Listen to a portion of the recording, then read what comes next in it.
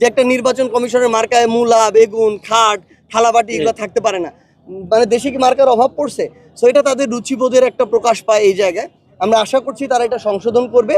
দ্বিতীয়ত আমরা স্পষ্ট করে বলি, যেহেতু আইনগতভাবে আমাদের এনসিপির শাপলা প্রতীক পেতে কোনো ধরনের বাধা নেই এবং তারা এখন পর্যন্ত আইনগত কোনো বাধা দেখাতে পারে নাই, আমরা শাপলা প্রতীক ছাড়া অন্য কোনো কিছু ভাবছি না।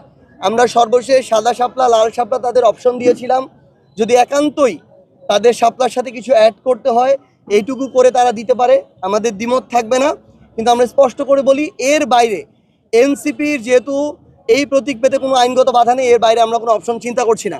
এটা আমরা স্পষ্টভাবে দেখতে পাচ্ছি, এখানে নির্বাচন কমিশন স্বেচ্ছাচারিতা করছে, তারা এখানে ক্ষমতার অপব্যবহার করার চেষ্টা করছে এবং এই আচরণটা অবশ্যই তারা প্রকাশ করছে যখন তারা কারো দ্বারা প্রভাবিত হচ্ছে। সো স্বাধীন একটা প্রতিষ্ঠান কারো দ্বারা প্রভাবিত হয়ে স্বেচ্ছাচারিত করবে, এটা আমরা কখনোই মেনে নিতে পারি না। এই মার্কাগুলো একটা নির্বাচন কমিশনের মার্কার তালিকায় কিভাবে থাকে, এটা তো তাদেরও রুচিবোধের একটা প্রকাশ। সো তাদের এই জায়গাটা তাদের নিজেদের ঠিক করা উচিত, আমাদের কেন বলে দিতে হবে